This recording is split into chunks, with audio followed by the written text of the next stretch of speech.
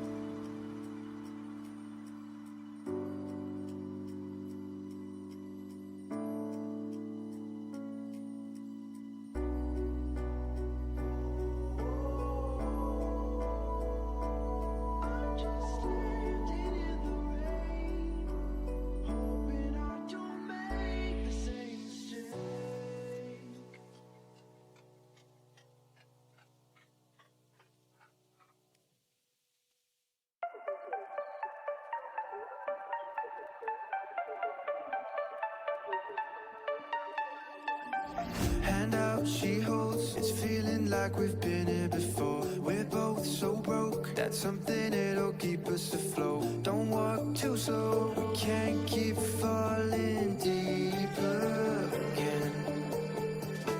Came too close and the taste so far from pure.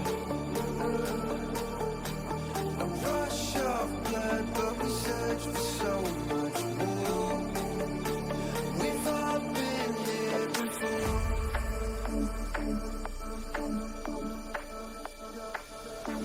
We've all been here before.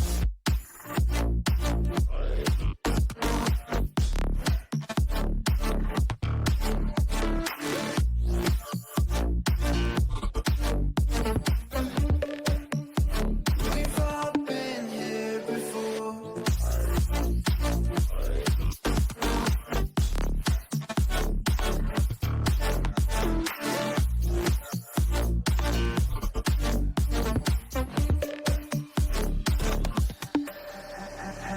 Hand out, she holds. It's feeling like we've been here before. We're both so broke. That's something that'll keep us afloat. Don't walk too slow. We can't keep falling deeper again.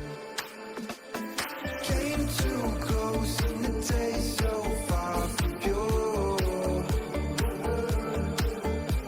A rush of blood, but we search for so much more.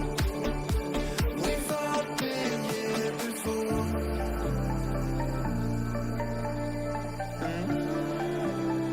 We've all been here before.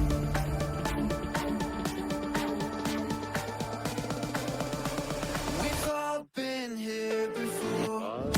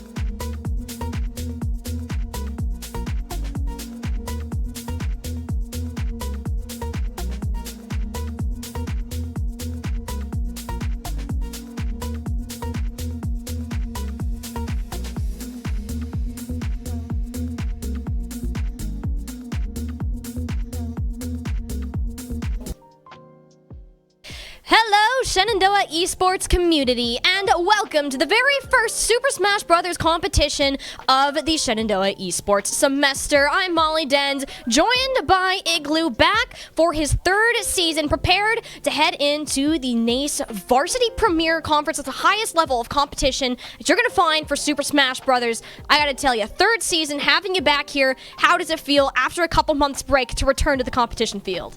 Oh, Molly, it is just incredible. I mean, I compete as an individual outside of SU, but there is just something truly special about competing for Shenandoah. I mean, not only just the team, but the school itself supporting. The school does an amazing job of supporting in the chat, supporting us academically. I mean, being able to compete for your school in general is so cool, but when Shenandoah does what they do, run an amazing broadcast like this, it makes it 10 times more, amazing.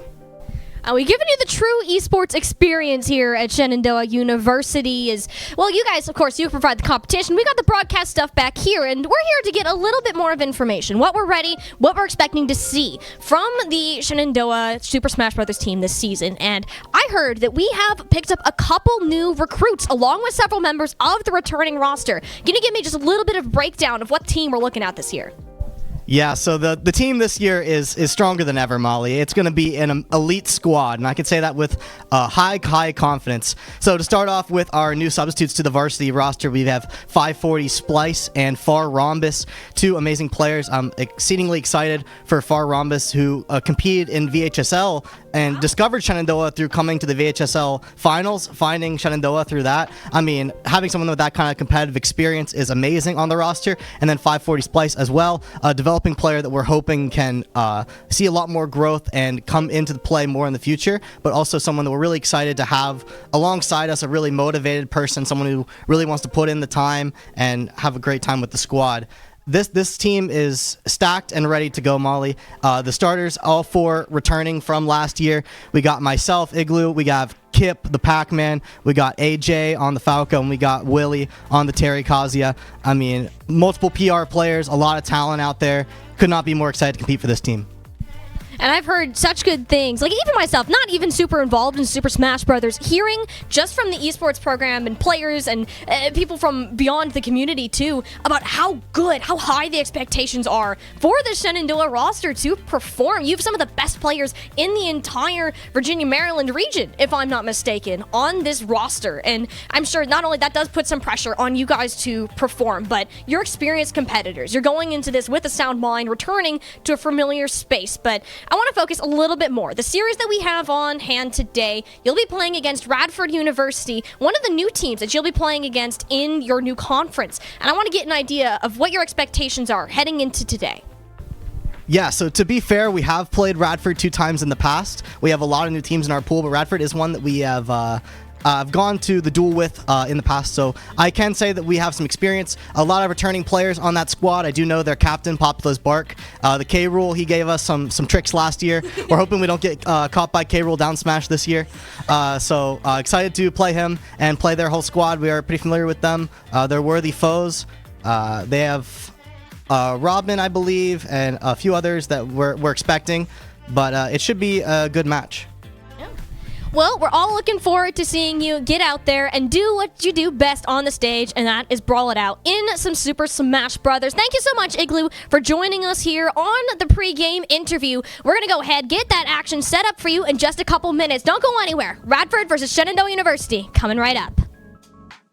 Shenandoah University is a big little university rising. With 22 Division III sports teams, over 200 areas of study, over 300 annual performances, an elite academic esports program, nationally ranked health professions programs, one of the biggest university presences on Broadway, immersive AR and VR learning programs, cybersecurity and computer science programs, and innovative undergrad and graduate programs. all at a place that cares for you. Shenandoah University is the big little university rising. Find out more at su.edu/rising. We have the Esports Arena right here on campus in Winchester, Virginia, and this facility acts as the hub for all esports activity at Shenandoah University. Students are able to use this space not just for competition and practices, but also as a living learning community and a sandbox for them to come and explore and practice and try out things related to and through esports in the gaming industry, so that they're getting that hands-on learning and the skills necessary to help them find a career by the time they graduate. We also have the professional level broadcast production booth, where we do all of our broadcasting and production, from casting of our games that we play right here on campus to working with outside entities to record footage for them as well. In addition to the space that we have here in the Esports Arena is the Esports War Room. Our students get to use that space for studying, but also outside projects. So our students get to use this space for professional development and the academic side of our esports program, which is such a critical component to go with that competitive element that we have. So we combine all of our facilities at Shenandoah University with competition, community, and career preparation. We have over 250 days of programming, and there's something for everybody, and we want you to be part of it.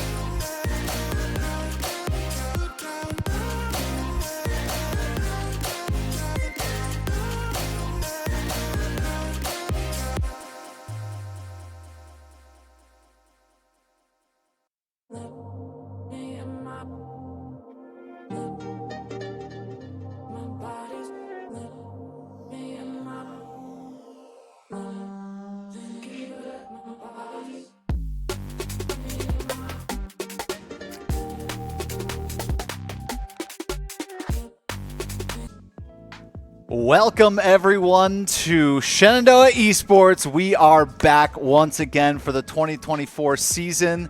I am so excited to be here for our Super Smash Brothers Ultimate Night. My name is Xander Merle Smith, and this is Way Awesome Kevin. Kevin, how are you doing? Oh my goodness, Xander. I have been looking forward to this over the summer. During the start of this semester, I saw the little intro Smash Bros tournament that we had the first week, and I've just been looking forward to what Shenandoah Esports Smash Brothers is going to look like this semester, because the more and more I hear about it, the better and better it sounds. Oh my goodness, I know. The lineup that we have for this season is going to be something, and we'll get to the graphic in just a second to see exactly who's going to be playing for us this semester.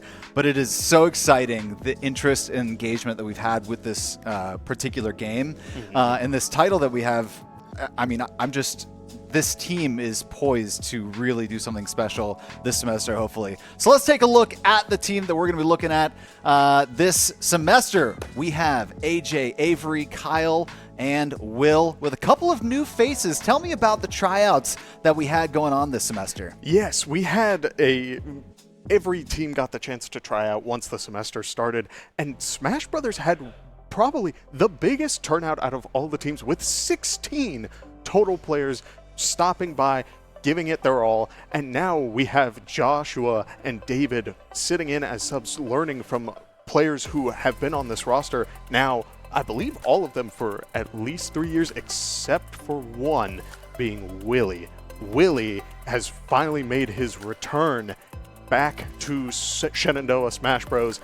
And frankly is one of the players that I am extremely excited to see myself, because it plays very differently than what we have seen in the past. We've seen on the graphic, we got the Falco, we got the Yoshi and the Pac-Man, characters who can play this sort of tempo-based game plan, sort of play around what your opponent's trying to do.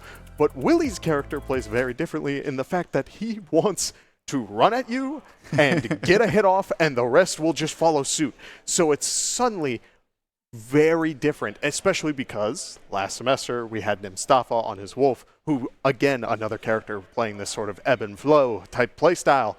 But now, I mean, I don't know. It could be extremely interesting. We'll just have to see once these matches start up against our big opponent, Radford. That's right. And let's go ahead and take a look at the standings. Obviously, we've just started off our season, so there's no ones and O's and ones just yet, as this is the first match of the season. But this is the NACE Premier League East 3rd division, I believe. Correct.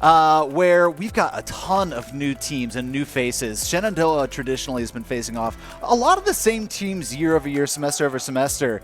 And to see this many new teams, I'm pretty sure the two teams we've played before, Radford and JMU. Eastern Tennessee, I believe. Oh, yes. ETSU is the other team that we've played before. JMU, actually, even though they're geographically super close, I don't believe we've met them in any NACE matchups.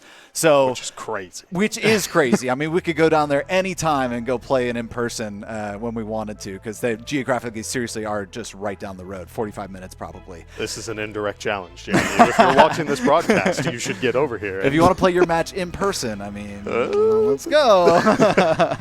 No, I mean, this is a really cool thing for this team, because they have been, facing a lot of the same players, not only just teams, but same players. So on one hand, you get to get comfortable with certain matchups, because you know exactly not only what player they're going to be playing, but how they're going to play that player.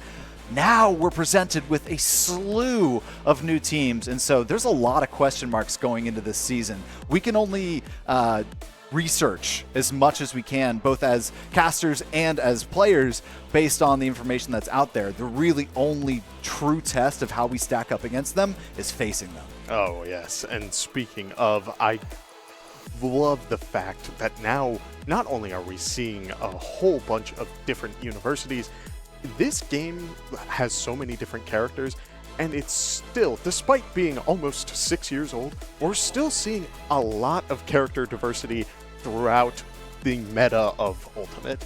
And so as we go into these matches, we have heard a little bit. The team has done their research. Despite being in the new league, they still have gone through resources to find out who they're up against, what sort of characters to expect.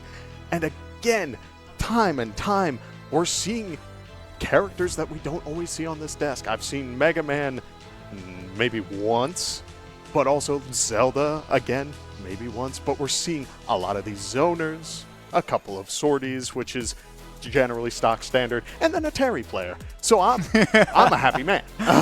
I know, and the fact that you get to see that sort of diversity in the gameplay is something special. But speaking of diversity in gameplay, the research done on this Radford team, they've got quite the roster. Yes. They are deep as far as the players that are both their starting roster and the reserves that they have. So knowing exactly who is going to be their starting roster, who's going to be playing on any given day is already tricky enough. But then the depth that some of these players have in their what we're kind of expecting them to play is anybody's game or guess, because we've got a couple players like I remember we checked out Populous Bark, right? Populous Bark pretty clearly is going to be playing King K. Rool. Right. However, we've got another player in Dat Boy who has listed probably 5 or 6 different mains that they could bounce between. So that alone is question marks for our players to react to. And that kind of is the exciting format of the crew battle style, right? And tell me a little bit about the crew battle. It's a little bit unique to the collegiate scene. Oh, yeah. So going into this, again, Smash Bros. Being a fighting game, you're expecting this sort of 1v1 environment. And while that is encompassed in the actual gameplay itself, this is a team environment, which means now 4 players versus 4 players, but 1 at a time for both teams. You send in your respective players, they go up against each other with 3 lives each, and let's say Shenandoah walks ahead but lost 2 lives in the process. Then Radford would send in their next player, but Shenandoah would keep the same player and lose 2 lives. They'd play that match out, Shenandoah loses that 1 life, then they get to choose who they send in next, and that really encompasses the strategy of what all can go into this. It's not only just about the matchup, but also if you can get that early lead, it really sets you up for success, because then you're getting counter picks for stages and bans and all of this stuff that in a normal sort of double elimination bracket style, that's what you want. You want that early lead, because then you can start feeling out your opponent. You can really get a good idea of what they want going forward. Right. Nobody wants to play from behind, especially early on in the night, but early on in the season. So getting that early lead not only builds confidence within the team, but also if every matchup after the first 2 players was dead even and you had a stock advantage, that rolls and ripples all the way through the rest of the match. So I love the sort of strategy that it takes 4 players to kind of come up with a game plan. Obviously, when you get down to it, it is a 1v1 game. And when you are sitting in the hot seat, it is all up to you and how you face off against your opponent. But there are bigger factors at play in how many, even if you were able to take 1 stock off before you knocked your 3 off and the player's just better, but it was one of their anchor players and you're able to just chip away at their stock count. I mean, that has huge implications for what the rest of your team is able to accomplish. Oh, yeah. And something I love about this team in particular is that there are teams who are very determined. You do it the coach's way of like, here is, you send in this character who can either take stocks really fast early or is just like a generally solid player, and then you keep the anchor in the back. But Shenandoah's team is so well-rounded that they all sit down and will talk through these matchups. They will make sure that everything is, they're all on the same page. They're not trying to send each other into a potentially horrific situation, because it can be so detrimental. You may think, oh, this matchup may work out surprisingly well. Like, sure, you have a reflector for a projectile. That means this must be good, right? But there's so much more that goes into it, and having these players, I mean, literally sitting right behind us, talking together about it. Yeah, see, look at that. I know it's dark, but they're right there. Yeah, and so the trust that they have in each other and that level of communication is special, and I'm hoping we get to see the fruits of this level of communication during this play. Yeah, and that's a testament to their experience, right? We talked about how they've been grinding throughout the summer. We heard from Igloo just earlier about the fact that even though the semester ends, they're lifelong learners in the game and want to continue competing and want to continue getting that experience, not only as a team, but in these individual competitions. We had our entire squad go out to Supernova recently, and that was an incredible experience. There was a crew battle against Syracuse University, and it was just really cool to see how these players are able to continue pushing their craft forward, even when they're away from one another. I mean, there's weeklies, regionals, majors. They're trying to do as much as they can. Oh, yeah. And I mean, speaking of Supernova, having all of the players from Shenandoah who attended, being Kip, Igloo, and Willie, all three of them made it to day 2, which is something that you dream about if you're involved in this community at all. Day 2 is crazy because that means you're at this upper percentage of players. You're dealing with the best of the best. I know for a fact Willie fought the best Samus player in the world. Like, why am I fighting that? Because you made it that far. You are on par with the best, if not better. It's just a matter of playing it out. And so I was so happy for them. And of course, Shenandoah crew, some of us were working that event, but we're all got the chance to go support them while they were playing. That was fun. Apologies to any people who may have had too much cheering in their ear, but hey, it was a good time. The benefits of being regionally close to that as well. Right down the road for us, one of the best Smash events that is really honestly takes place on the East Coast. Oh, yeah. And the fact that we get to just go right down the road and bring a giant crew and support the players and just really bring Shenandoah to an event like that. There's nothing quite like it. It's such a great time. We are getting close, ladies and gentlemen. I will tell you, I know there's no counter down here anymore, but we just got done with our hand warmer button checks, and we're getting ready to load into game number 1. So game number 1, the teams, they have to pick their order, not right away, but they have to at least pick their starters, right? Right. So we already know who we're going to be starting off with, and today it's actually going to be Kip. Kip on that infamous Pac-Man player, right? I mean, he loves that. Tell me about some of the strengths of Pac-Man, and I don't know for sure if we have our opponent's character just yet, but what are some things that we're looking for Kip to do tonight? Yeah, when you're in terms of Shenandoah's roster, right? You have the Yoshi, the Falco, who are very play this momentum-based game plan where you can sit back, but you can also get in your opponent's face. Pac-Man is a little different in that regard, in that he prefers to sit back, will cycle through these fruit options. He'll sit there and hold up cherry, orange, grapefruit, all this other random stuff, and then go for his plan, because a lot of his combos, a lot of his damage output comes from having a tool ready. So he will sit back for a moment, throw down this fire hydrant, falls straight down, and it sits like a wall. So your opponent can't be throwing stuff at it, and Kip will sit there, charge up whatever fruit he wants, then look for an exchange against the opponent, usually comboing off of something like the Galaga.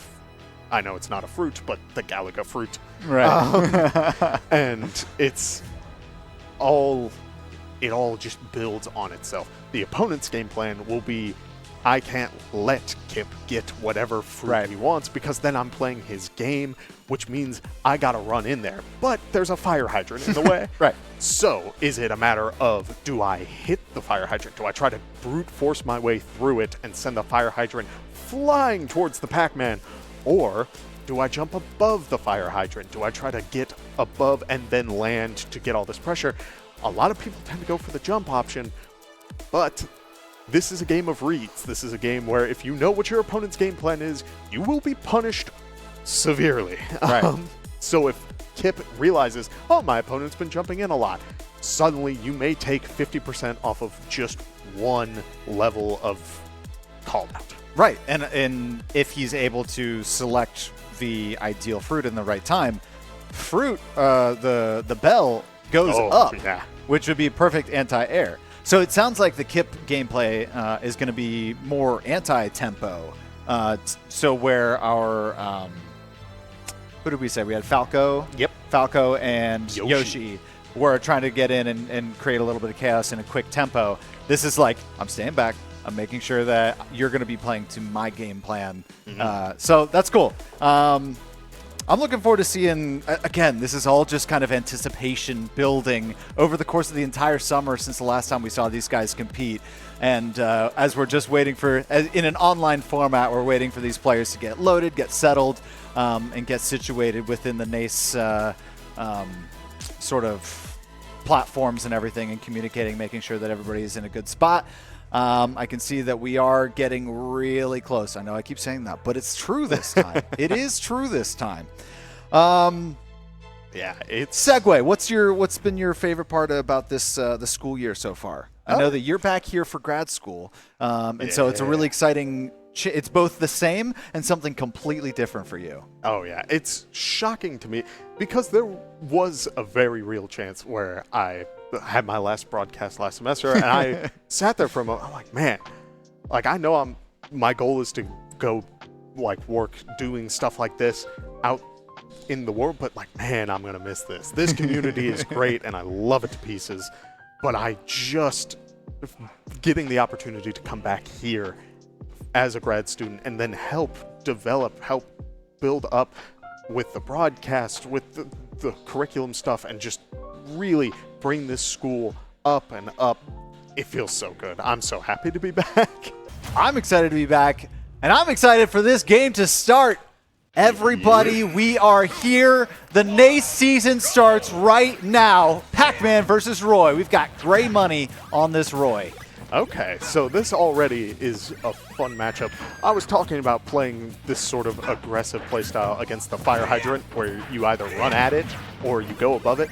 And the perfect character for that is Roy, because his whole game plan is once he gets a good hit off of you, it can start confirming into combos like that. It's about 30% already, but as we're seeing, just a couple of stray hits, he's not going to get too much, and Kip is already starting to create that distance to potentially get more follow-ups. I'm still always astounded by the recoverability of Pac-Man and how vertically he can be off the stage, just barely touching the kill zone on the bottom. And as a new addition to the SU stream for our Smash broadcast is we actually have a graphic on the left you can see is the preference match, or the matchup preference. So taken from the perspective of the professional scene, Pac-Man versus Roy, this is a matchup that we like. Yeah, and I'm starting to see it as we see the Bell connect into the up smash, and Kip only taking 51% in response. And again, that's off of two pretty solid interactions from the Roy, but I mean, look at the Pac-Man damage buildup,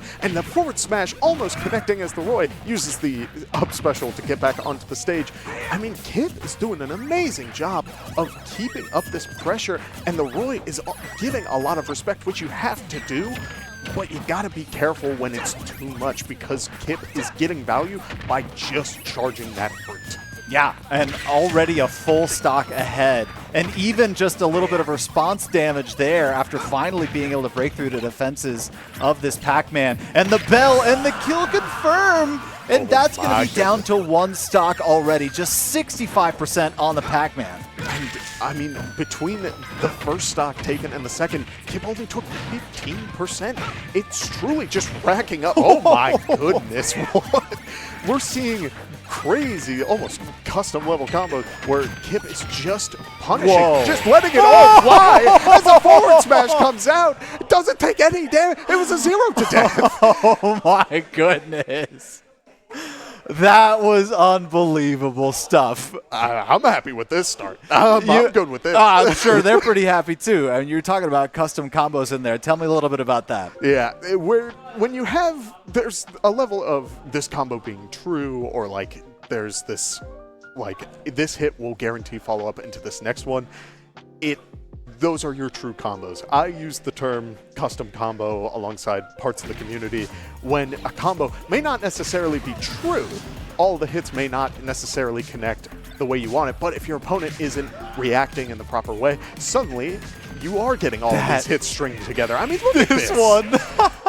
It's beautiful, and I love it. Now, I did like, from what I saw, the Roy is known for being just all run forward, hit your sword button, swing at your opponent, it'll probably work out. I loved the patience, because that's what a lot of Roys need, is you do need to sit back and then like take a moment, really process what is your game plan to get in.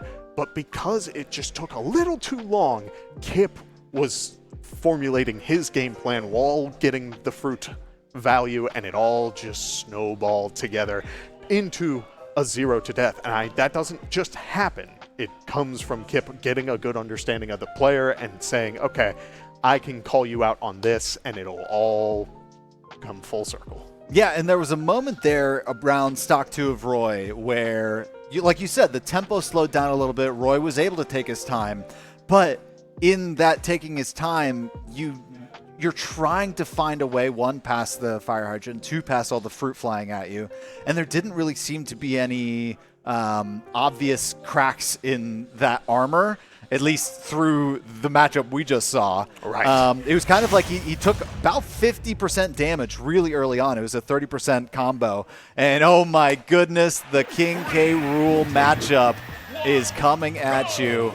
We were talking about this pretty early on, and this is a highly anticipated match. This is one of the players on this team that we kind of expected to be a little bit more difficult. Yes, I mean, K. Rool is such a weird character on his own, but also this player seems to be either the captain of Radford's team or just like one of the players that has been around for an incredibly long time. And so you have to give that level of respect. You have to understand that this person has a lot of knowledge about this game, but they are also playing King K. Rool, which can be a little worrisome, but as we see on that matchup preference, it's a bit of a 50-50. The character just has enough weird tools, the armor coming in a couple of times, that it could cause some problems, but right now it's a lot more just playing slow, as we do see the bell did connect, but the armor on K. Rool said, I do not care. It is truly the craziness of this matchup. Wow. Yeah, and what kind of indicates whether or not that armor is going to be used or not? Is it a limited amount per stock, or is it just, I'm a big character, that may not affect me sometimes? Yeah, so it's 30% per stock, but it regens a little slowly as the match goes on, and it only occurs when K. Rool's belly is out, but instead, Kip hitting him with the apple, saying, this is enough of this belly nonsense. I'm going to hit you with the fruit to get you up high as you're going for your blunderbuss or your crown, which don't have that belly armor. It's really, that's your opportunity to go for King K. Rool, is some of the moves are designed to get in, other ones are designed to keep you at a distance, and Kip is doing an amazing job of really playing around whether the armor is out or not. I'm convinced that Kip's power spike is 60%, because that's where he hit in game number 1, and he has hit it in game number 2 and not gone above it one bit, and taken close to 2 stocks at this point. Yeah, and I mean, already we're seeing another bell connect into the footstool, into the bell drop, into the forward smash. Beautiful. I love it. It is such an amazing... Again, we talk about character knowledge, and Kip's knowledge of this game just grows by the minute.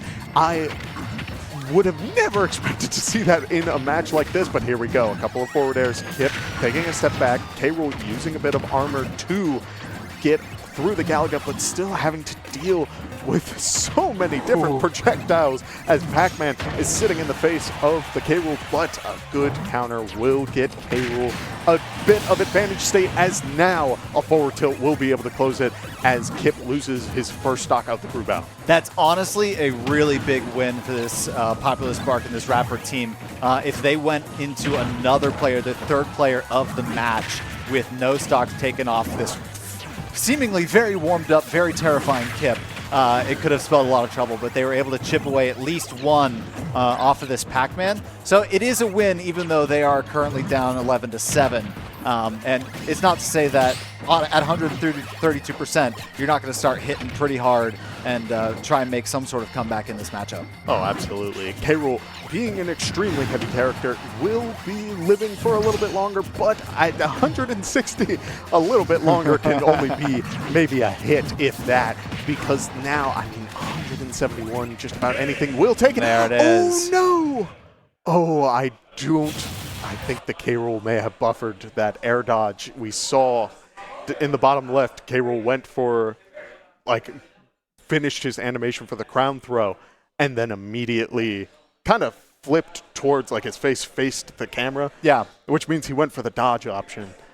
And that was probably meant earlier, but because he was in that animation for so long, it just automatically happened after. And so he didn't have a recovery. Yeah. Oh, my goodness. So an unfortunate SD, but all the same, K-Rool did take a stock, which right now it seems like that is what is needed because Kip is on a tear. Oh, yeah.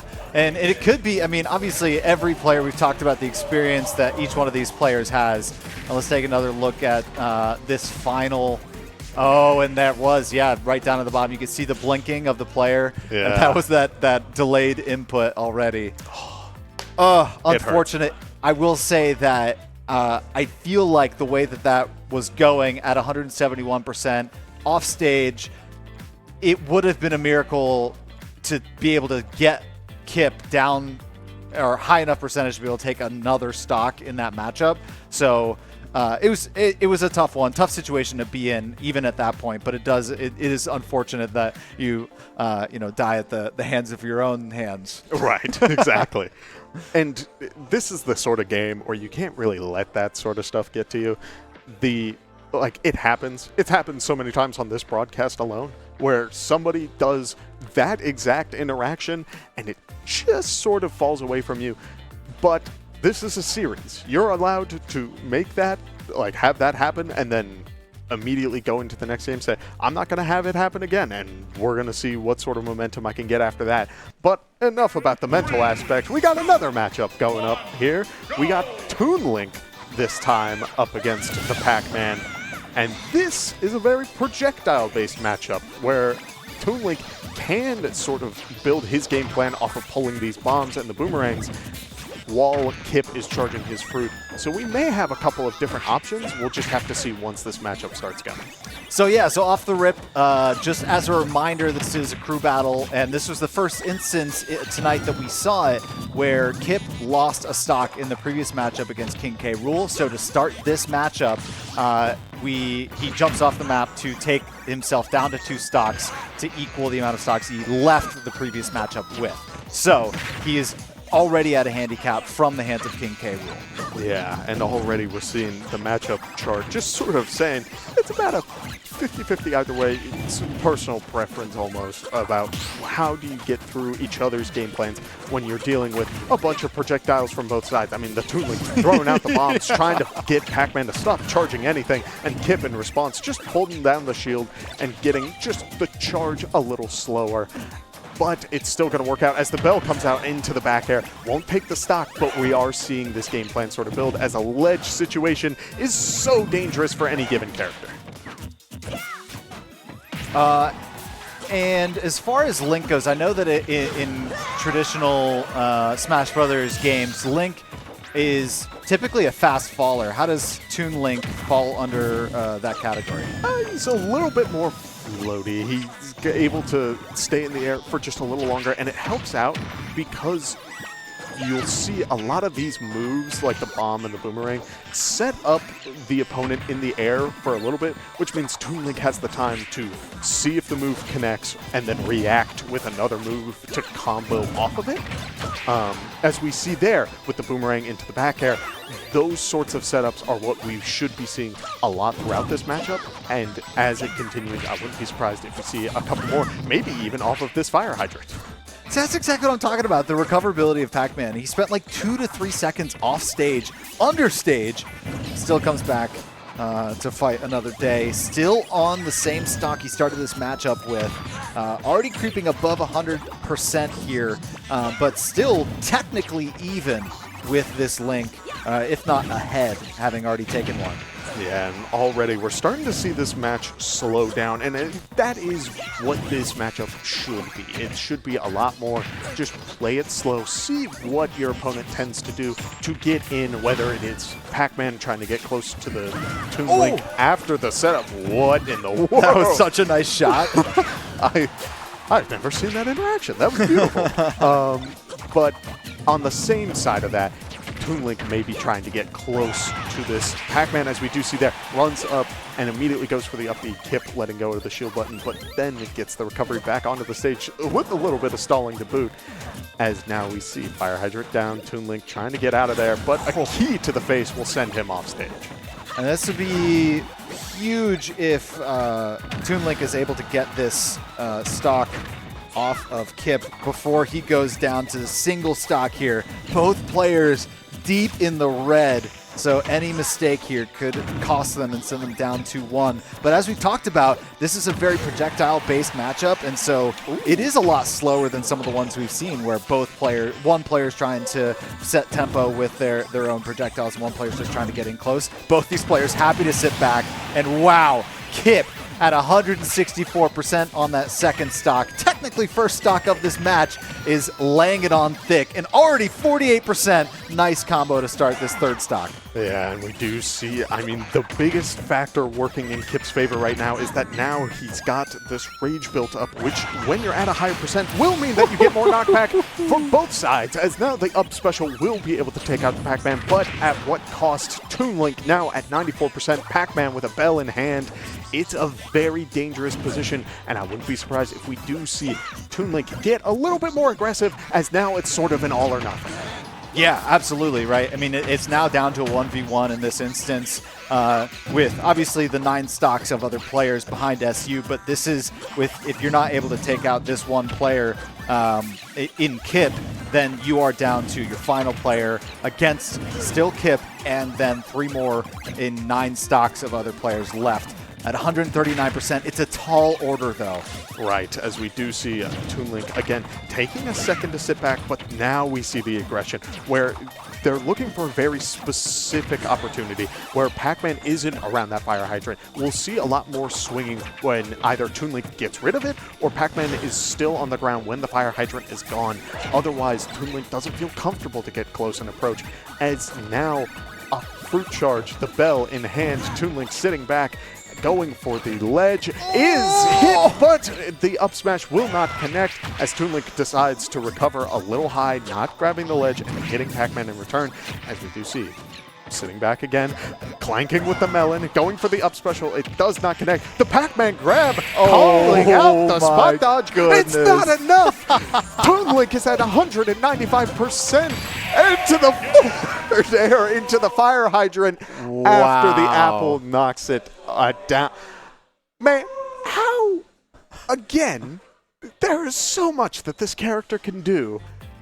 And I don't get how Kip keeps all of these setups straight in his head. It's beautiful. It is. It's a sight to behold. Kip now having taken 9 stocks off of Radford in just this match number 1. I will say, we talked about how you talked about the mental game a little bit and how you shouldn't let certain head-to-heads get to you in certain instances. This is a best of 3 in the crew battle format. So if any one of team's stocks deplete, that is 1 point. And then we will move to a second set where we would be reset to 12 versus 12. We would go back to see who the first player of each team is. I want to say that if this ends the way that it currently is going, we would really like to send Pac-Man out again to start. But we also want to get, there's more players on the team want to get a little bit of competitive experience before we, go further on down the road. If we just played Kip the whole time, then it would just be a one-man show, and it would be a Kip battle. Right, exactly. I wouldn't be surprised going into the next one if we do see them send in the Toon Link first, because that player definitely had the most sort of tempo matching with Pac-Man so far. I agree. But this could be a very interesting dynamic as well. I mean, Zelda definitely able to utilize projectiles a lot better too. Yeah, Zelda waving goodbye as Pac-Man goes off stage to set the stock to 1.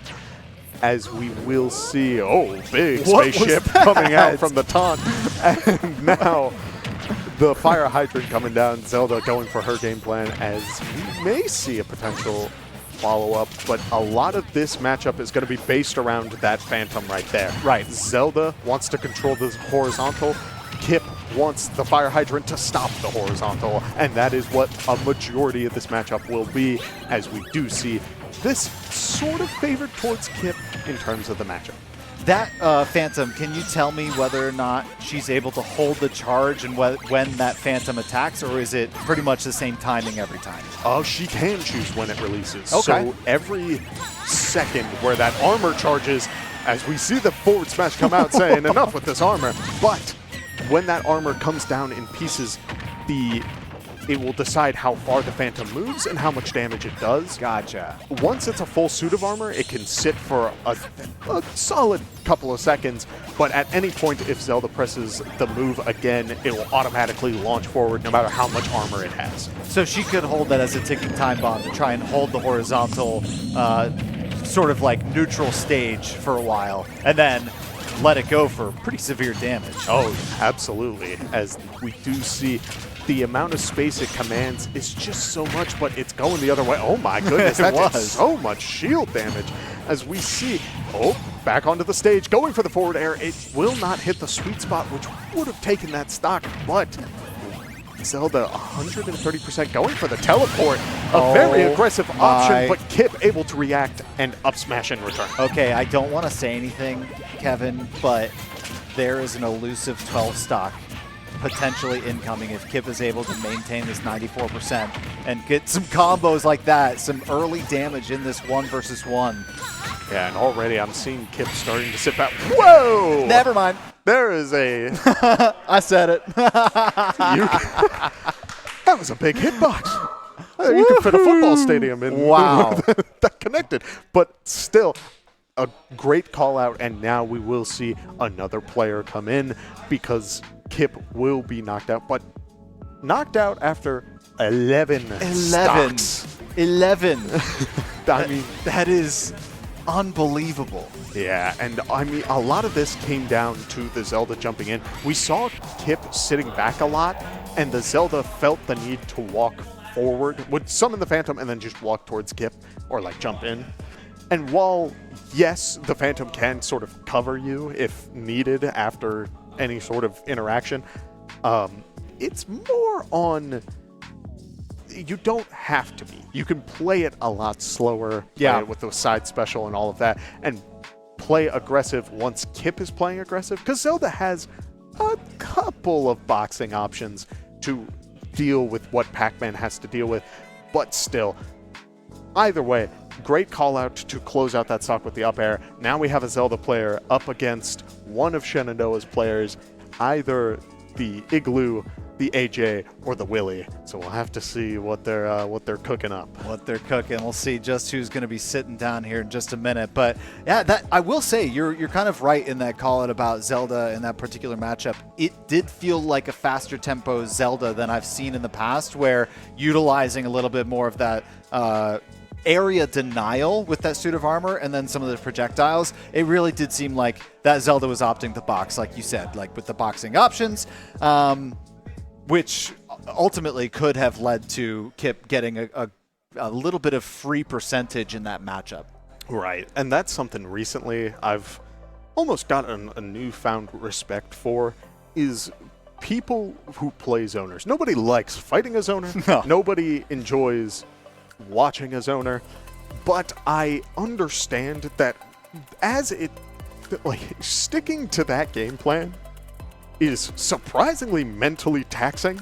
And I know a lot of players who play these sorts of characters who will stick to I'm going to sit back and hit you with projectiles game plan for like a solid minute, and then they get bored. Right. And so people who can stick to that, like we saw with the Toon Link, who was doing an amazing job of sitting back and really understanding I can play this slower. That's what I've learned to love. To that point, Toon Link sitting at 180%. Kip never wavered on his game plan. He would set down his hydrant, he would go back behind it, he would charge. I would have just blood in my eyes, just waiting to assault as much as I could, throwing my percentage and my stocks at 180% player. But he stuck to it, and the results showed, right? And obviously Toon Link giving him the most trouble out of seemingly all of those matchups.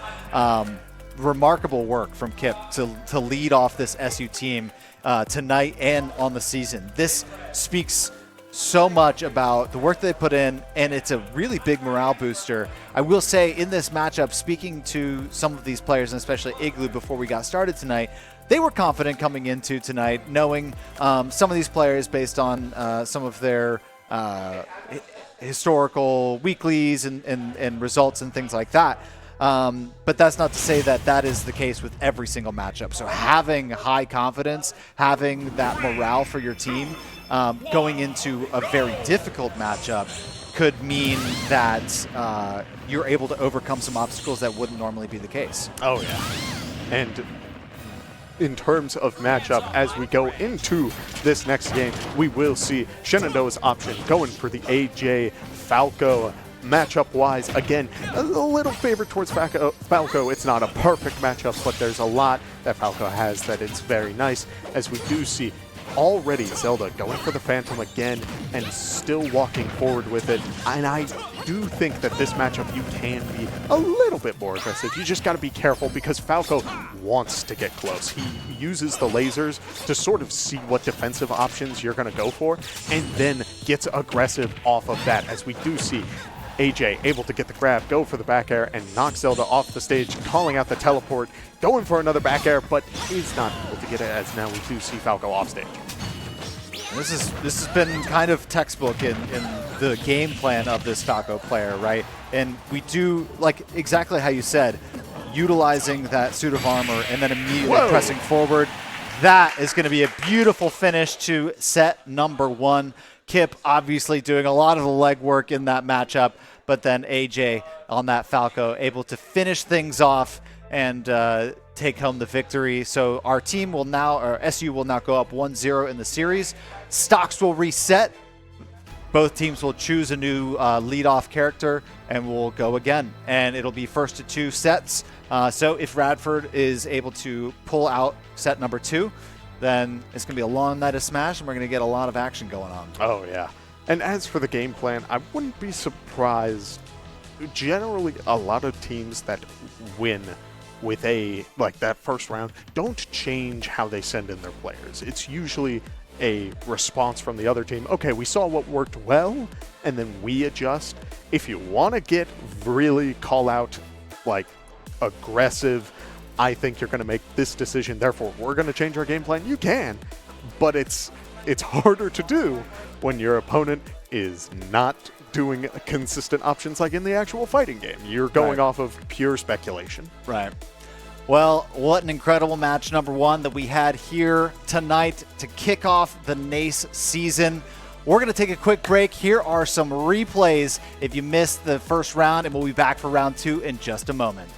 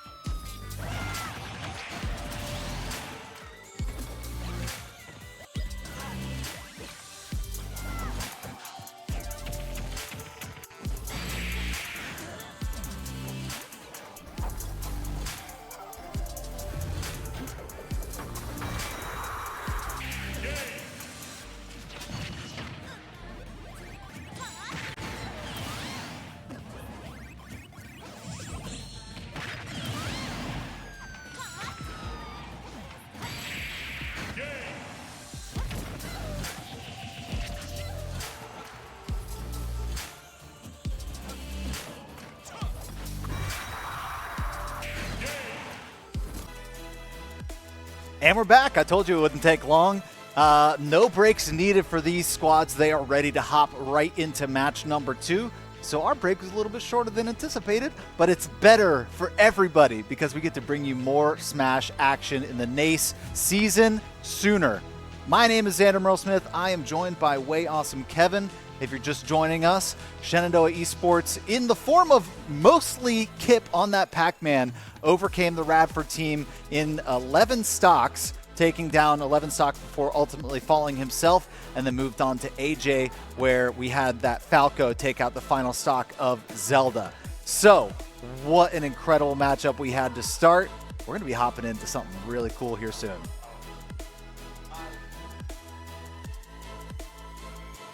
We heard from the team that they're feeling very good about what they all were doing so far. You know, the team is feeling good, feeling ready. Kip, very excited.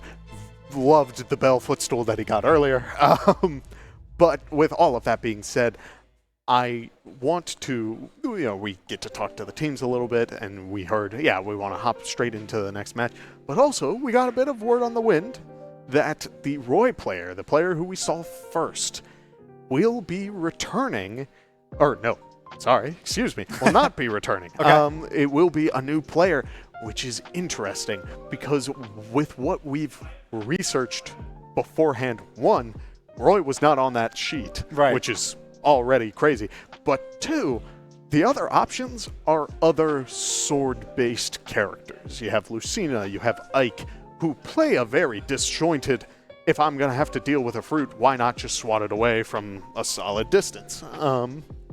So I'm curious to see which player they choose, but generally in terms of just pure fundamental, they will play relatively the same, unless we see a different, incredibly aggressive character. We'll have to see.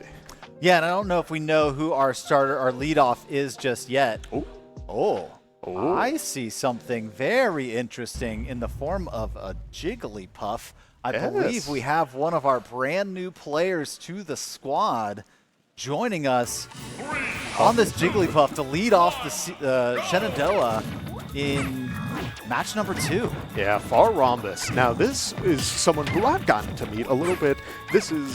I got to meet them at Supernova and learn a little bit about their experience with Smash Bros. They actually run their own tournaments. They have a lot of experience doing that stuff. But, of course, when you run a tournament for a game, you also enjoy to play it. And this Jigglypuff is your beautiful little forward air demon, as we see a couple of good forward airs racking up the percentage already to 71, 82 off of an air, and still it's just all racking up. Now, this matchup is a little strange because you have K-Rool, who's going to set up projectiles with an amazing air dodge call out from Far Rhombus, able to take that stock almost a little early. K-Rool known to live for an incredibly long time, but a good read is able to close that out real quick. And something I was talking with Igloo a little bit before this matchup, and he's got to know his players really well, and obviously willing to speak with us a little bit about what he's expecting for the matchup tonight. Something he told us to look out for is if we end up seeing this Jigglypuff, that Far Rhombus really likes to try and control the mid stage, the neutral stage of this, not necessarily this matchup, but don't know if we expected to see goodness! the Jigglypuff versus the King K. Rool, but there it is. 2 stocks to none so far on Far Rhombus. Man, this pink puffball is surprising me in more ways than one, because not only did Far Rhombus survive the up tilt earlier at 150%, I mean, you're talking about a character who is known to be incredibly light, amazing DI from that, but also the understanding to just go for these sleep callouts. Oh man, that's a dangerous game. That K-Rool shield, if it was held for a little bit longer, would have gone, and that was off of just not wanting to fall asleep and lose to another rest. Going for it again, but K-Rool responding with the down air into the up air. But it's a good call out. It's definitely a safe option, as you do have that stock lead. So now the stocks are evening up. You just got to be a little bit more careful. It looks like, and just from a player that doesn't know Smash quite as much as, say, you or all the folks behind us, it does seem like going for that Sing has led to a little bit more of the deficit so far. Obviously, basically getting 2 comboed into that second stock, and now at 58 or 57% on this third stock. this is going to be a close matchup. It's going to come down to the wire. Right, as now K-Rool is at 103, able to survive a couple more hits, but he's using the blunderbuss to get a good bit of extra damage off again. Now we're starting to see that game plan. K-Rool going for the projectiles, trying to keep the Jigglypuff into the air and potentially get these up air follow-ups or these forward air follow-ups, as now we see Jigglypuff sort of dancing around, taking the time, sitting on the ground, saying, I'll just block the cannonball to start things off, trying to go for the roll. It won't work in this situation. Going for the sing one more time, but the forward tilt will connect, and yet Jigglypuff still living. K-Rool trying to go up into the air and get the connect. Instead, gets the grab, goes for the up tilt, and will be able to close it off. Still an incredible start for Far Rhombus's first appearance on the Shenandoah broadcast. That was his first collegiate match. Am Yeah. I right? Yep. That's unbelievable. Taking 2 stocks off of what was identified by us to be one of their strongest players. Oh, yeah. Outstanding start to the season for him. I am looking forward to seeing more of him. Technically, he was listed as a sub for us, so they just gave him the call up, said, hey, let's give you an opportunity to get a little bit of competitive experience early on. Showed up. In my eyes, yeah. almost got. I think basically it was 3-1 at one point, and then we start seeing some of these things come out, and K-Rool able to take advantage of those. But really, really nice job. And then the body slam into the ground. It's like just throwing a puffball into the ground. Like marshmallow, go into the ground. It just splats. I'm very happy that we saw this sort of gameplay, but also, this is sort of what the stock standard of a crew battle start looks like. Yeah. Is if you are going to go down, you want it to be by, like, you want to have taken 2 stocks, because then all you're asked to do is take 1, and the only knowledge you're giving is this is the character we're sending in. Right. Like, you're not losing any other stocks. Like, it's very reasonable to bring it back from this point, as we see AJ going in against the King K-Rool, as we may see a couple of good combos starting things off. And already, I mean, the matchup chart showing it for us. Falco loves a good King K-Rool matchup, but we will see K-Rool going for it all, trying to get the back air and just close out these stocks quickly. I wouldn't be surprised if we see more options like that from this K-Rool, where he's going to play extremely aggressive to try and secure these stocks early, because he's sitting on 1. He might as well try to get it now. Well, kind of as you mentioned, not really able to rely so much on that previous projectile gameplay, because it is slow moving, and Falco has a built-in reflector, so able to just send a lot of those projectiles right back at it. So has to get in close, has to use that belly and throw his weight around, so to speak. Yeah, as we do see K-Rool sitting back a little bit, going for the blunderbuss, able to go for the ledge, and AJ saying, you're more than welcome to go for the ledge. I need to play this matchup just a little bit slow. I don't want to be losing these stocks too quickly, as a nice reflector will send the cannonball back at the King K-Rool. One good up tilt, K-Rool able to jump out of it. Will we see the potential closer? A sour spot on the back air won't be enough just yet, but one good forward air, mixing up the K-Rool and going for the back air afterwards. Was able to close it. I am shocked. From the left side of the stage, he probably wasn't expecting the back air. Oh, you're right. So his DI was probably to the right. Yep. And it ended up being his demise. That was a really nice call out there. Oh, yeah. The mind games. Yeah, exactly. I'm learning, folks. I'm so, because not only was he able to sort of get behind K-Rool, like the mix-up opportunity, I always assume a Falco's going to land in front of you if they're using a forward air. I did not realize how nice it is for you to have that mix-up opportunity, because K-Rool's going to go for something. That move isn't necessarily the end-all be-all option for hitting a shield. But suddenly, if I'm going for a grab afterwards, thinking he's going to be in front of me, I'm eating a foot to the face. It's crazy. Correct me if I'm wrong. That was a lossless second round for SU, correct? Yep. So now going into the second player in match number 2, against Radford with 3 stocks for this Falco. In the crew battle format, once a player has been decided, and I believe as a character has been decided for that player, they are no longer able to swap. So that was a very advantageous position for Radford to be in, getting down to that 1-1 against Jigglypuff, getting that information of who they were going to be, who SU is going to be sending in next, because that is not able to be swapped off for this pick that we have in Lucina. Okay, so the Roy player most likely swapping out for this Lucina player if our knowledge or our research ahead of time is correct, meaning that this player we have not seen before. And already I'm liking what I'm seeing because the Lucina is sitting back and using that disjointed sword hitbox to build up this damage. Not going for anything too crazy, but just making sure that if I can have space, I'm going to control it to the best of my ability. Yeah, and it does look like this matchup, obviously, about that midway, right? Not something that you're looking forward to facing off against, but not an absolute detriment if you're a Falco player against this Lucina. Obviously able to use the speed, try and get past that sword, but that's an early stock. Only 47% on Riled. Yes. Riled of Radford University. And a very good sort of call out, because that forward smash would have not only gotten the regrab on the ledge, the timing of it would have gotten the neutral get up, and may have also hit jump. It's a very hard thing to time online, but the fact that this Lucina player has it down so far is a very nice thing to see. I love a good swordsman or swordswoman because it's just so, like, the tempo of the game can really almost fall into their lap. They have decent frame data, but at the same time, if you're caught swinging and not hitting anything, you may eat a Falco forward air to the face, which in this case evens up the stock count. And still only about 23% on that Falco second stock, so that was a really healthy stock and nice combos to put together.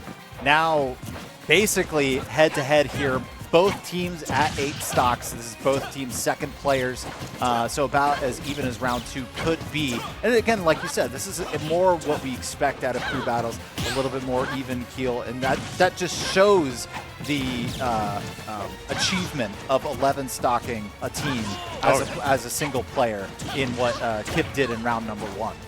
Yeah, as we do see, not only do stock counts suddenly mean that these matchups are a lot closer, you see that players are a little bit more reserved. They're not going for anything too crazy. They're not trying to get overly creative to the point of potentially throwing stocks away, because you don't need to get these stocks to cover that deficit. You can play your standard game plan and really take your time, because if you're good at it, it can work out, as we do see Riled get another stock off of AJ's Falco. Unbelievable stuff here so far from both players, and this is right at the moment where you would expect the Falco to then return in kind and take another stock, getting down to 1-1, but not before some really nice damage coming down onto the Falco, and about 40% to 118.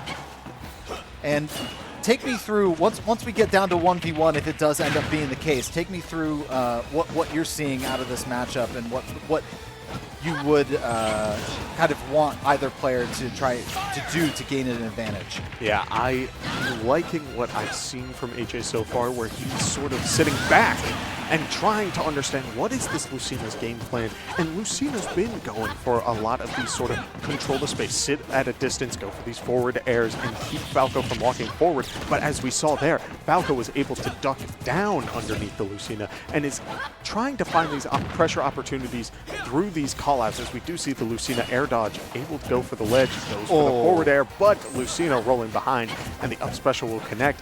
I'm expecting more of this, where AJ is now finding opportunities to get in, but he's looking for the Lucina to make the first move, throw out these options that have been working out so well, and then return it with potential setup. As we see the grab there into the back air, into a laser, but Lucina able to swap the Falco from getting too much more. And as an SU player, you'd obviously want this to flip on its head, right? After round number 1, or the first 2 players, Radford coming out on top when it got down to it.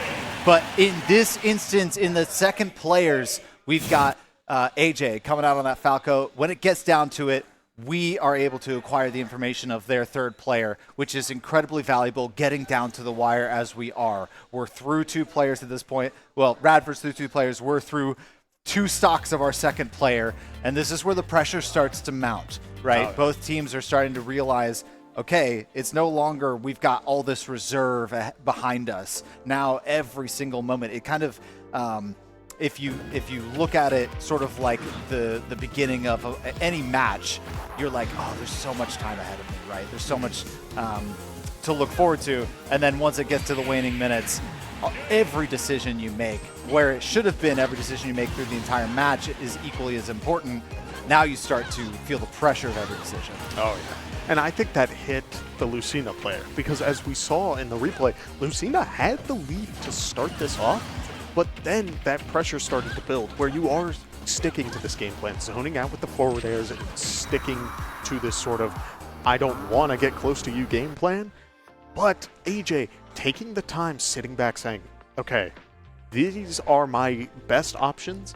I just need to be patient. And suddenly, now SU is the one who has the opportunity to really walk away with it. But we'll have to see what AJ is going to be up to against potentially a Zelda or we saw the Toon Link. Yeah. Either or. It could be crazy matchup shenanigans. Something that I also want to note, on top of the information gained, the percentage is reset on that stock. Right. So now AJ on that final stock back down to 0%. So not only information gained, but potential now to gain another stock for SU's third player to have stock advantage, not only the information advantage. And we will see the Toon Link coming out for Radford. So expecting that more runaway zoning sort of potential from the projectiles of this Toon Link as we move forward into game number 3 of match number 2. Yeah, I'll be curious to see. I mean, you know, Dat Boy could play a little bit more forward as we see he immediately runs out the gate towards the Falco. But I think that reflector is why, is because already we're seeing one projectile was thrown out and Falco immediately threw out the reflector, saying, I'm not dealing with that. No way. So while that will be useful in this matchup, I wouldn't be surprised if we do see this Toon Link player go for more of a aggressive in-your-face playstyle to start things off, and if they are going to sit back, it's because they're looking for a specific reaction out of AJ, maybe trying to get the reflector out so Toon Link can run under and up smash, or something along those lines. That's a really good point, right? And that's just matchup specific.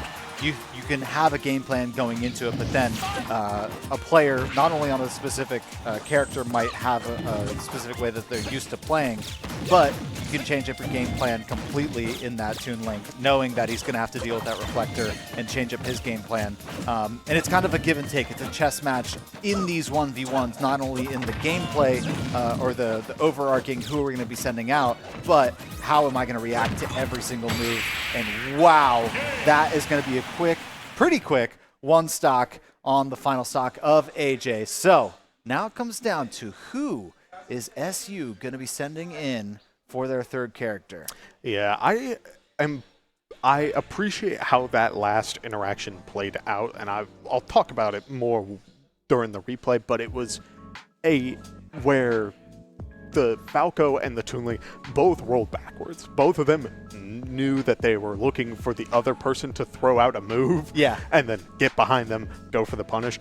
It's just so happened that when Falco went for the up tilt to confirm that stock, it missed. Toon Link was too small, so he went back like this. Toon Link was sitting right next to Falco's back, said, I don't have to care about this, and immediately gets the combo starter into the back air and closes out that stock.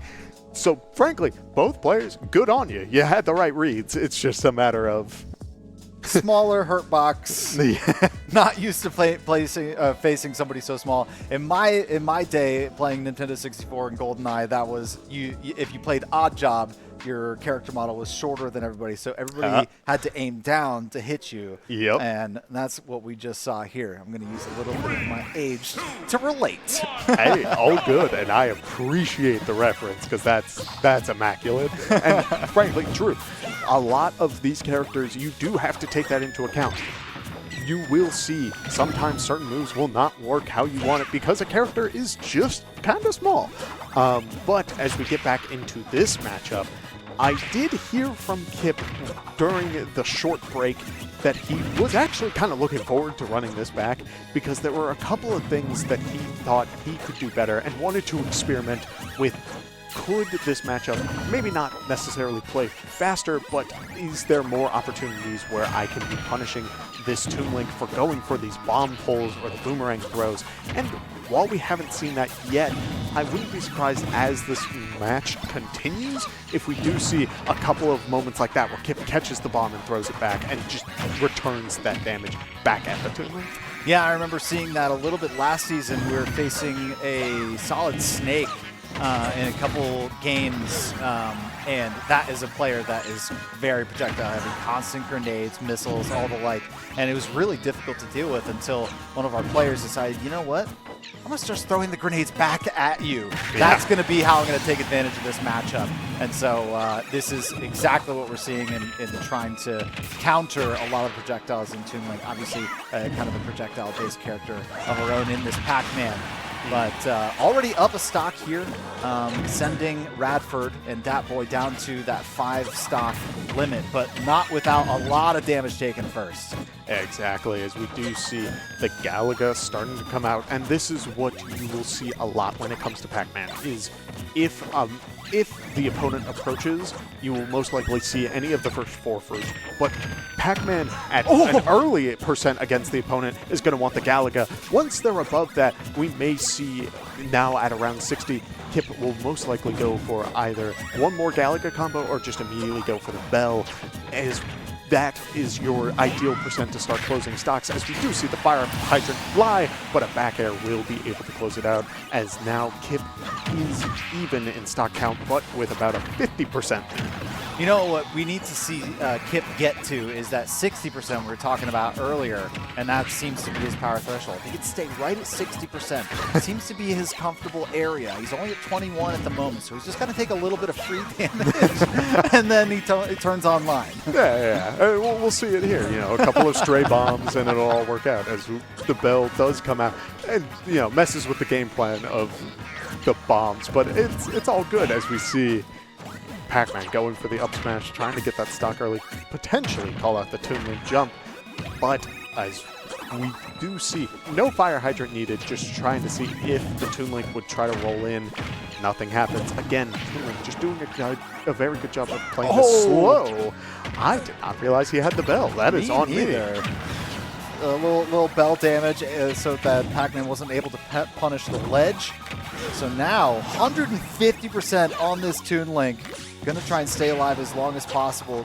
Goes in for that forward smash. Really nice job to utilize the ending percentage of this stock and get Pac-Man up to about 77% already. And definitely not done it. Now definitely done and dusted, but still a nice lead for Kip on this Pac-Man. Yeah, the melon is one of my favorite projectiles because it moves incredibly slowly. And when you throw it up, it almost sits in place. It's like a black hole. Yeah. The thing just sits there and is menacing. Whoa! An amazing combo coming out from Dat Boy, and is able to even out the stock count again. Will we see? Dat Boy has had good opportunities and is finding these openings on Kip. I wouldn't be surprised if both of these players thought that they wanted this run back, because they're both playing it incredibly well and are adapting to each other's game plans very well. I've been really impressed how, especially in that last kill confirm, the Toon Link denying the trampoline off ledge with the bomb kind of just trickling down and immediately going into the forward air there to secure it on Kip. And now, I mean, it's 81, now 92% against the 9% of Kip. And it is honestly, at this point, Kip's game to lose. They want that information going into the final player because both teams have 4 stocks at this moment. Very nice. I loved that entire interaction because you got the double jump out of the Toon Link. He has to hit the ground, but Kip is able to re-grab the bell and say, listen, you're going to hold your shield. You either stick to it or you are about to get a bell to the face, and sure enough, it plays out exactly how he wanted. Wow. Just an incredible job. I mean, that we knew from matchup number 1 that Kip versus that Toon Link, that was a very even matchup, even though he came out on top in both instances. A little bit more so in round number 1, but here in match number 2, you can see the trouble that this Toon Link was giving him. As had I believe he had a lead at one point. I can't remember. No, it was Kip that had the lead going into the final stock. But it was that one right there, denying the trampoline with that bomb, that I found to be a really great way to keep Kip from being able to just stall out that edge. And that is there to finish off and send Radford to their final player, potentially of the night, but definitely of the match. Yes, and from what we saw before, it will most likely be this Zelda player again, which played very solid the first time around, but we noticed that they were very aggressive in their playstyle. So I'm a little worried about what that could mean for this Kip matchup, which we saw earlier, but we'll have to see as we head into this game.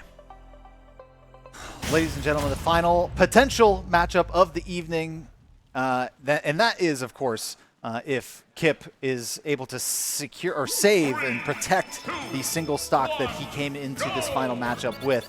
If not, we are going to be going to the last player for Shenandoah. Let's see if there is a incredible showing from Kip, or if he's even able to get some damage down onto this. If the game plan of this Zelda changes a little bit in that aggressive playstyle and decided to use a little bit more of the projectiles. Yeah, and already we did see the Zelda started to play a little bit further back to start things off, but the Galaga is what is causing problems to start things off because it was just able to really command that space. The Phantom connects and Zelda walks forward to get that pressure to continue it, but Pac-Man able to get the shield off and get a nice little bit of chip damage to keep things going. But now, again, this is where it starts needing to play back. We do see the Zelda Reflector come out, knocks the bell back into the sky, and gets a little bit of chip damage to boot. Okay, I'm going to get a little bit nerdy on you as far as I'm going to make a D&D reference because I want a little bit of context of how this works.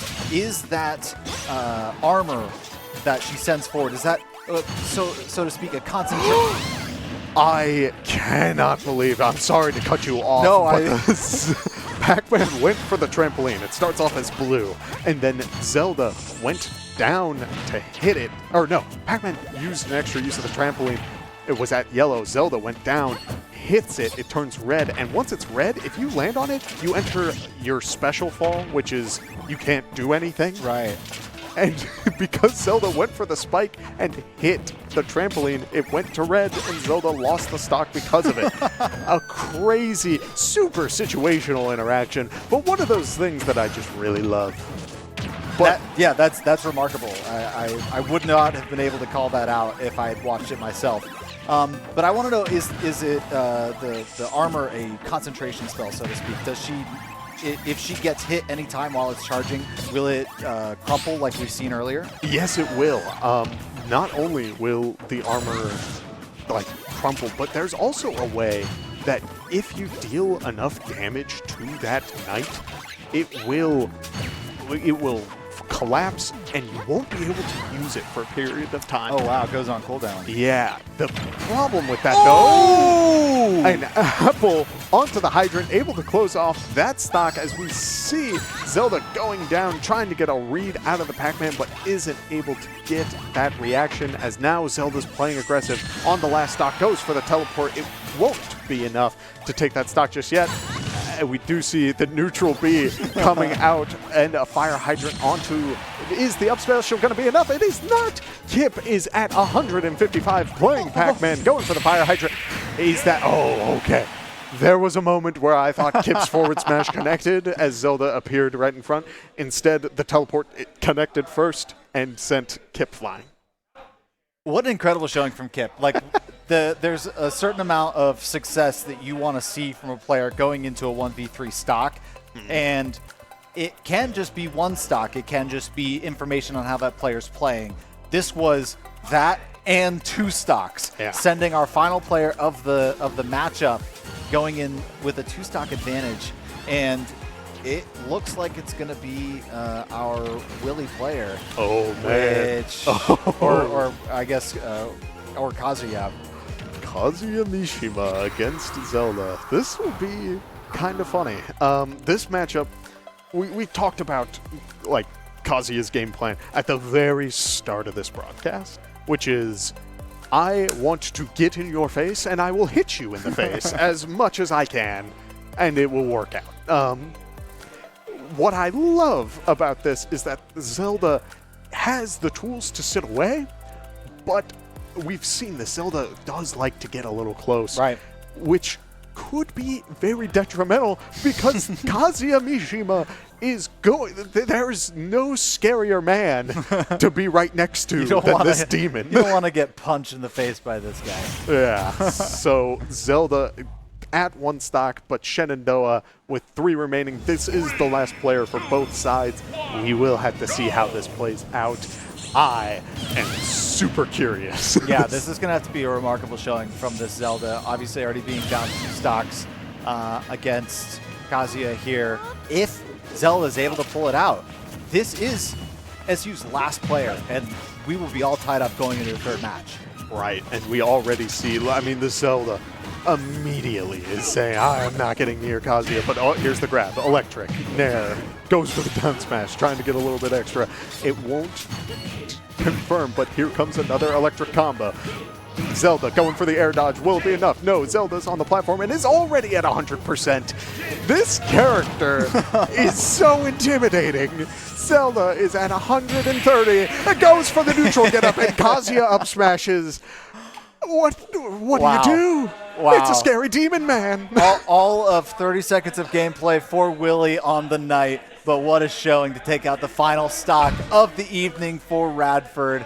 An unbelievable job to kick off this season again, the NACE Premier League play. It's the best collegiate players in the nation, right? And obviously we're in a very small subset of that in our East 3 region, but this is the moment where you want to get these early wins and hopefully make it into the playoffs. And this is you start by building off of one win after another. And this team has remarkably showed up in a fashion that I think they would be proud of and can carry that momentum into week 2. And I think this is such a great way to start things off because it shows that they've not only do they still got it, but now we will start seeing matchups on teams that we haven't seen before going forward, which means that that aspect of fighting games, the adaptability, is something that I love to dissect, will be happening on the weeks going forward, and I could not be more excited for more Smash Bros. Ultimate competition. It's going to be great. Don't I know it? Now it's time to, I mean, it's no surprise to the viewers at home. Let's go ahead and talk about our MVP on the night, Kip. On that Pac-Man, took 16 stocks tonight, 11 in the first matchup, and 5 more in the second round. I can only imagine if we had gone to another round, that number is hitting 20.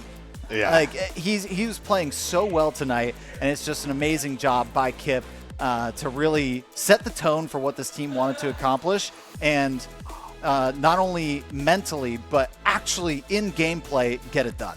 Yeah, and truly, I mean, when you talk about intimidating characters, there's a reason why I was gushing about Kazuya earlier.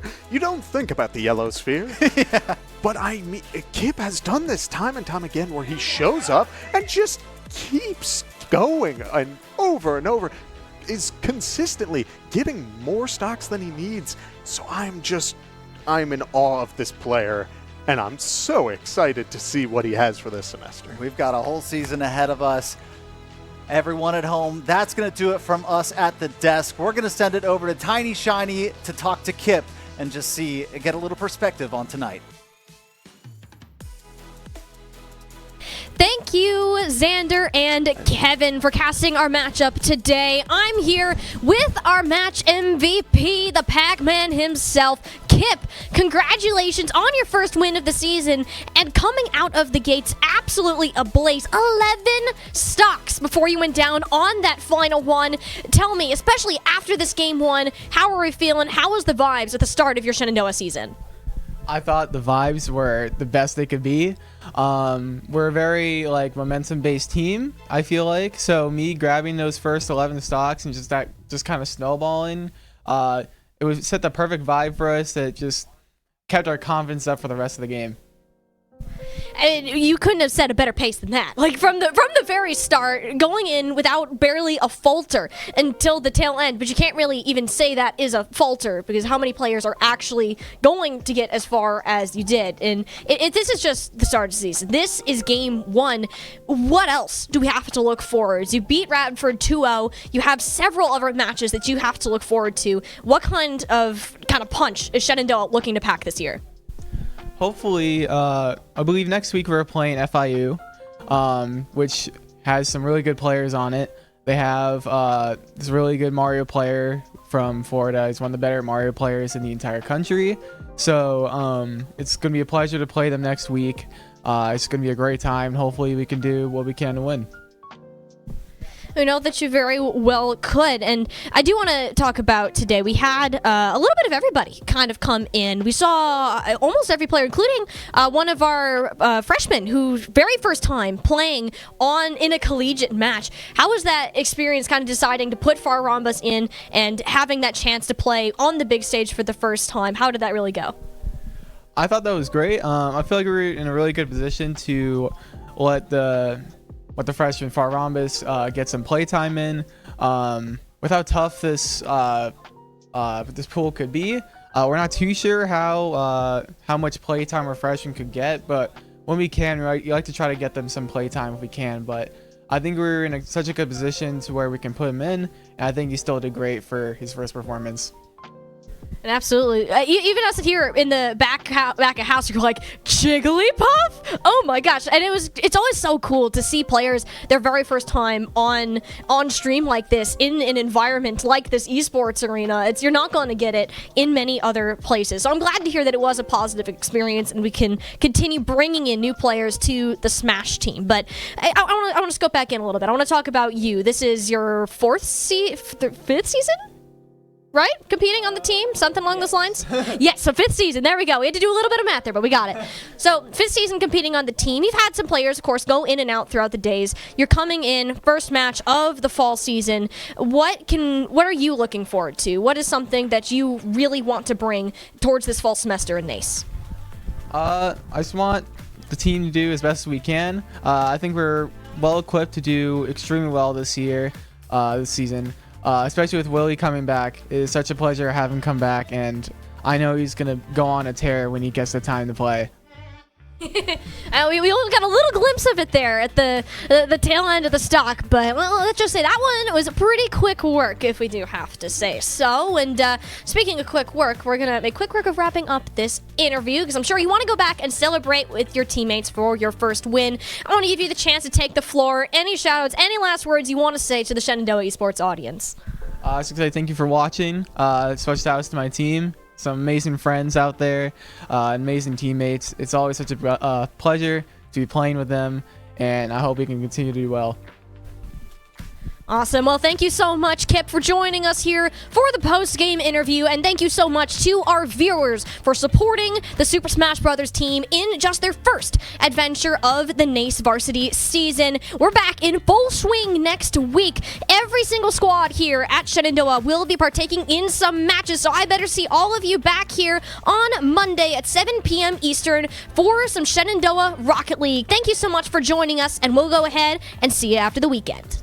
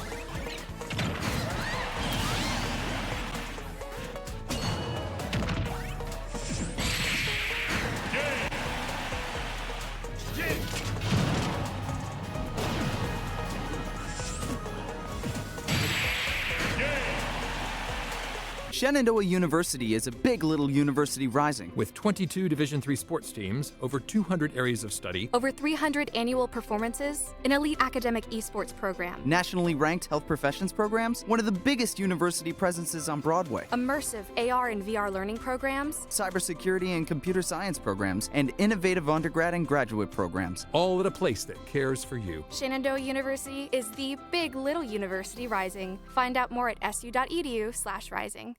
We have the Esports Arena right here on campus in Winchester, Virginia, and this facility acts as the hub for all esports activity at Shenandoah University. Students are able to use this space not just for competition and practices, but also as a living learning community and a sandbox for them to come and explore and practice and try out things related to and through esports in the gaming industry so that they're getting that hands-on learning and the skills necessary to help them find a career by the time they graduate. We also have the professional level broadcast production booth where we do all of our broadcasting and production, from casting of our games that we play right here on campus to working with outside entities to record footage for them as well. In addition to the space that we have here in the Esports Arena is the Esports War Room. Our students get to use that space for studying, but also outside projects. So our students get to use this space for professional development and the academic side of our esports program, which is such a critical component to go with that competitive element that we have. So we combine all of our facilities at Shenandoah University with competition, community, and career preparation. We have over 250 days of programming, and there's something for everybody, and we want you to be part of it.